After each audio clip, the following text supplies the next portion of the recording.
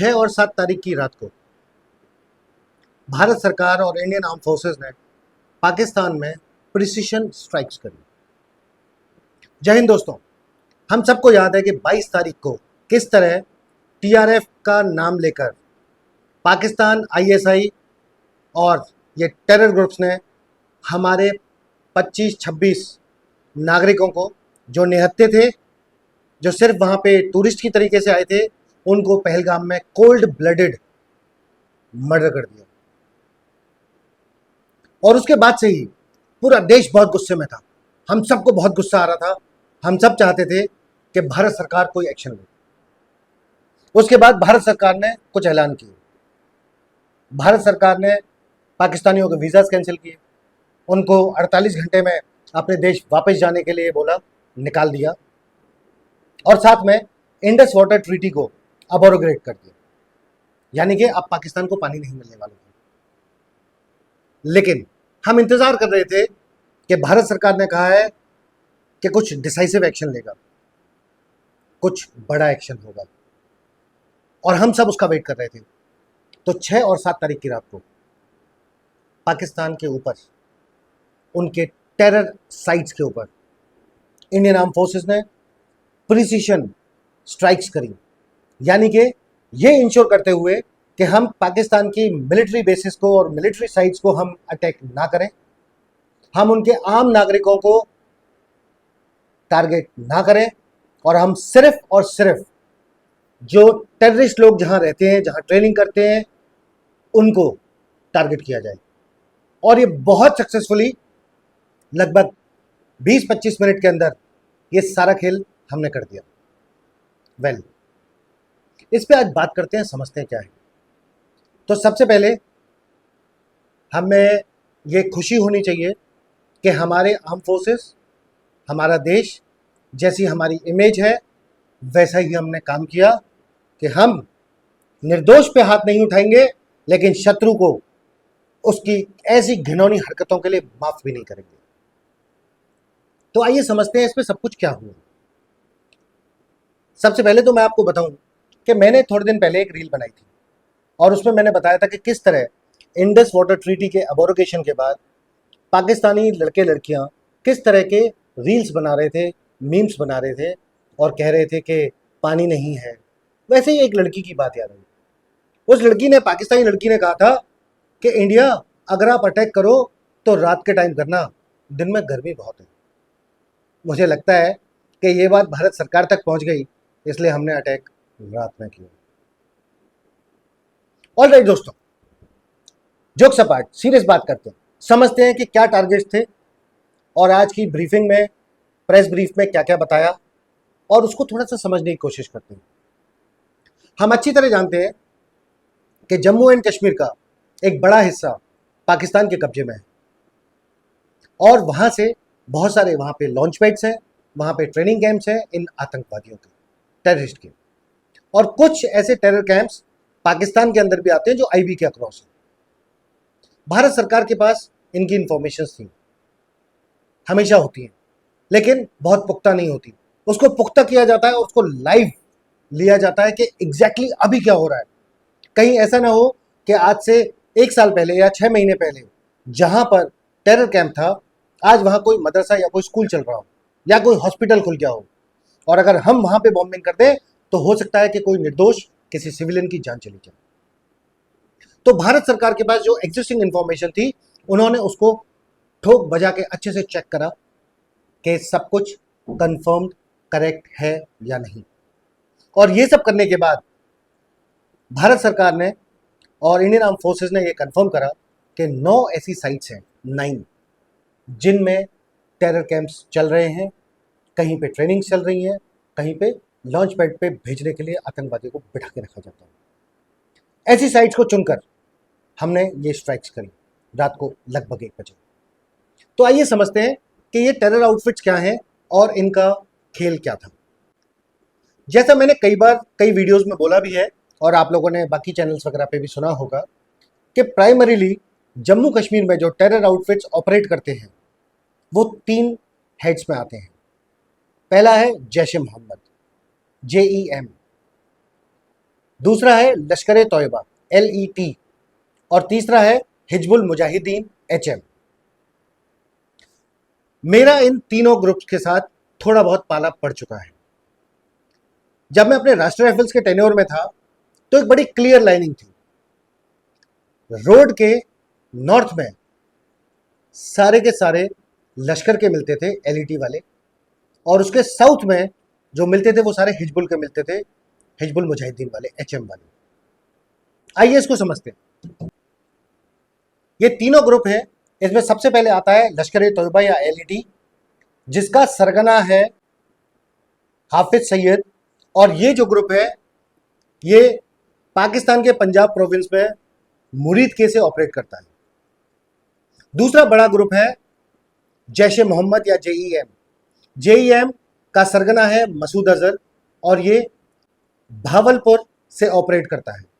तीसरा बड़ा ग्रुप है हिजबुल मुजाहिदीन, जिसका सरगना है सैयद सलाउद्दीन, और ये सियालकोट कोटली एरिया से ऑपरेट करता है। आइए अब समझते हैं कि जो 9 टारगेट्स इंडियन आर्म फोर्सेस ने चूज करे और जहां पे ये स्ट्राइक्स हुए उनके नाम समझते हैं। तो सबसे पहले मरकज ताइबा। मरकज ताइबा जो है ये मुरीद के में आता है और यहां से लश्कर ए तोयबा ऑपरेट करता है। दूसरा जो साइट चुना वो था मरकज सुभान, ये भावलपुर में है, पाकिस्तान के पंजाब प्रोविंस में, और यहां से जैश ए मोहम्मद ऑपरेट करता है। नेक्स्ट था मेमूना जोया कैंप, जो कोटली में पड़ता है और वहां से JEM ऑपरेट करता है। नेक्स्ट है गुलपुर कैंप, जो पुंछ डिस्ट्रिक्ट में आता है और वहां से लश्कर ऑपरेट करता है। फिर सर्जल कैंप, जो हवेली POK में आता है और जहां से जैश ए मोहम्मद ऑपरेट करता है। उसके बाद अब्बास कैंप, जो बिम्बर में है, अगेन वहां से लश्कर ए तोयबा ऑपरेट करता है। फिर सवाई नाला कैंप नीलम वैली में आता है जहां से हिजबुल, और सैदना बिलाल कैंप जो रावलकोट में पड़ता है और यहां से भी TRF या LET ऑपरेट करता है। और फिर नेक्स्ट है बरनाला कैंप, जो बाग डिस्ट्रिक्ट में आता है POK में, और वहां से LET और TRF ऑपरेट करता है। ये जो टोटल अटैक हुआ ये 9 साइट्स के ऊपर, इसमें टोटल 30 मिनट से कम का समय लगा और 24 मिसाइल्स फायर हुई, और नतीजा तो पाकिस्तान में दिख रहा है, इंटरनेशनल मीडिया में दिख रहा है। मैं यहाँ पे आपको ये भी बताना चाहता हूँ कि जहाँ पे ये स्ट्राइक्स हुई ये सिर्फ कोई ट्रेनिंग कैंप नहीं थे, कोई हॉल्ट वाली साइट्स नहीं थी। यहाँ से पाकिस्तान हिंदुस्तान को नुकसान करने वाले दीमक पैदा करता है, कीड़े पैदा करता है। आइए कुछ लोगों के और नाम समझते हैं। रावलकोट कैंप के अंदर शेख सज्जाद गुल, ये TRF का चीफ है और वहां पे बैठता है। एहसान शेख, ये लश्कर के ऑपरेशंस का कमांडर है जो मुरीद के में पाया जाता था। और तीसरा है आसिफ शेख, जो जैश ए मोहम्मद का लॉजिस्टिक्स हेड है। तो आप अगर ये देखोगे ये सब इंटरट्वाइंड, इंटरलिंक्ड है, यानी कि ये जैश, हिजबुल और लश्कर ये सब ने मिलकर TRF बनाया नाम चेंज करने के लिए, और नाम चेंज करके ये उन्होंने हरकत करी। नाम चेंज करने पे मैं आपको एक बात बताना चाहता हूं। क्या आप जानते हैं कि स्पेनिश में सर्डो किसको कहा जाता है, या जर्मन में श्वाइन किसको कहते हैं, या संस्कृत में शुकर, और अंग्रेजी में पिग, या हिंदी में सुअर किसको कहते हैं? इन्हीं को कहते हैं।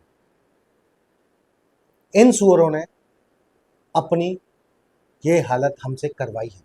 इन्होंने भारत को मजबूर किया कि हमारे आर्म फोर्सेस इस तरह का एक्शन लें, और बीच रात में इनकी नींदें खोलें और इनको सवेरा दिखाएं कि अगर हिंदुस्तान पे हाथ डालोगे तो तुम्हारे साथ क्या हो सकता है। मैं इंटरनेशनल मीडिया पे कुछ देख रहा था कि किस तरह पाकिस्तान के INB मिनिस्टर ने कहा कि इंडिया ने तो सिविलियंस पे हमला किया, इंडिया ने तो बेचारों पे किया है, मस्जिद पे किया है। लेकिन इंटरनेशनल मीडिया को कुछ और दिखा। मैं स्काई न्यूज पे देख रहा था कि किस तरीके से उनका INB मिनिस्टर वहां की रिपोर्टर से कह रहा है कि आप मेरे फोटो दिखाइए, आप हमारे फोटो दिखाइए, और रिपोर्टर ने कहा कि हम पहले वेरीफाई करेंगे उसके बाद दिखाएंगे, क्योंकि पाकिस्तान के ऊपर कोई भरोसा नहीं कर सकता। आज जब उनको एक तेज झापड़ पड़ा है तो वो रो रहे हैं और कह रहे हैं कि अरे अरे इंडिया ने तो सिविलियंस मारे, जबकि इंडिया ने इस बार सारा प्रूफ रखा है, सारी सैटेलाइट इमेजरी रखी है, सारे एयरक्राफ्ट से कैप्चर्ड इमेजरी रखी है। हमें पता है कि ना तो हमारे किसी एयरक्राफ्ट ने लाइन ऑफ कंट्रोल को क्रॉस किया और ना ही हमने किसी सिविलियन टारगेट्स या मिलिट्री टारगेट्स पर हमला किया।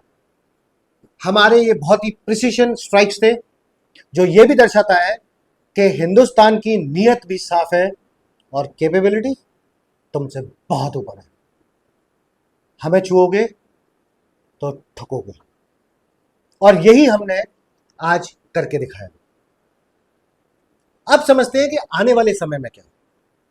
देखिए, अभी हमने जो किया, हमने अभी भी अपनी मर्यादाएं रोक के रखी हैं। हमने ना तो इंटरनेशनल बॉर्डर क्रॉस किया, ना हमने लाइन ऑफ कंट्रोल क्रॉस किया। हमने स्टैंड ऑफ अटैक्स किए और प्रिसीशन अटैक्स किए, जो कि सिर्फ टारगेट किया टेररिस्ट ग्रुप्स को। अब अगर पाकिस्तान इसका कोई भी नैरेटिव बना के कुछ भी करने की कोशिश करता है, तो जैसे मैंने हमेशा मैं बोलता हूं और आज फिर से बोल रहा हूं कि भारत की arm forces, army, navy, air force, तीनों हमेशा रेडी होती हैं। Should Pakistan try something, we'll be able to hit them even harder। और पाकिस्तान के लिए तो सिर्फ एक ही तरीका है, ये वो सांप है जिसको लगातार जूता मारते रहना पड़ता है, वरना ये अपनी फितरत से बाज नहीं आता। पाकिस्तान ने इस अटैक के रिटेलिएशन में हमारे साथ क्या किया, लाइन ऑफ कंट्रोल पे सीज फायर वायलेशन ऑलरेडी हो ही चुका है, हम उसको अबोरोगेट कर चुके हैं। तो अब सीज फायर नहीं है, पोस्ट आपस में एक दूसरे के ऊपर फायर कर रहे हैं। लेकिन पाकिस्तान पुंछ रजौरी के एरिया में, कोटली के एरिया में हमारे सिविलियंस के ऊपर हमला कर रहा है, हमारे सिविलियन एरियाज में डायरेक्ट शेलिंग कर रहा है। लेकिन हम एक मॉरल आदमी हैं, हम पाकिस्तान में ऐसा नहीं करेंगे। हम मारेंगे उनकी फौज को ही, और बहुत गंदा मारेंगे। एंड इनफैक्ट इस टाइम पे तो मुझे ये फील आता है कि यार मैं वहां पे लाइन ऑफ कंट्रोल पे क्यों नहीं बैठा हुआ।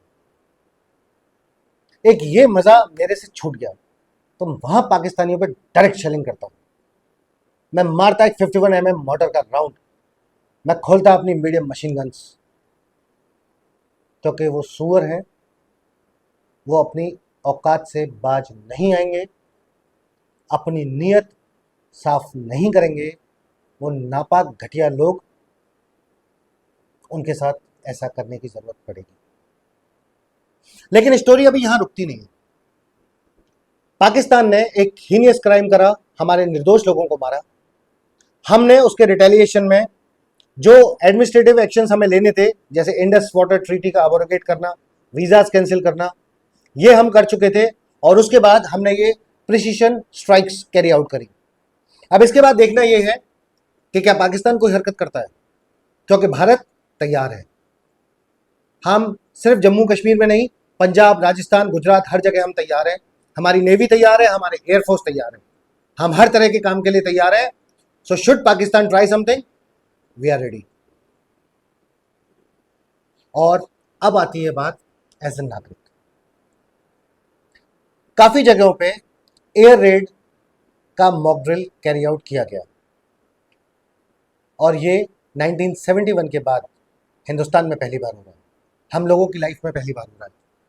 इसको बहुत सीरियसली लें, इसको बहुत अच्छे से लें, क्योंकि ये बहुत इंपॉर्टेंट है कि एज अ कंट्री हम सारे सिटीजन्स एक साथ हों, इकट्ठे हों, और हम भारत को वो मजबूती प्रदान करें कि भारत को हम बोलें, भारत सरकार को हम ये बोलें कि आप दुश्मनों को देखिए बाहर, हम देश को परफेक्ट चलने देंगे। हम देश के नागरिक, अच्छे नागरिक बन के जो हमें इंस्ट्रक्शंस दिए जाएंगे उनको हम फॉलो करेंगे, हम पैनिक में नहीं आएंगे। हम जो भी इंस्ट्रक्शंस हमें दिए जाएंगे हम उनको लेटर एंड स्पिरिट में फॉलो करेंगे, और हम ये इंश्योर करेंगे कि हमारा हिंदुस्तान अंदर की टेंशन ना ले, बाहर के दुश्मन को मुंह तोड़ जवाब दे। जय हिंद, जय भारत।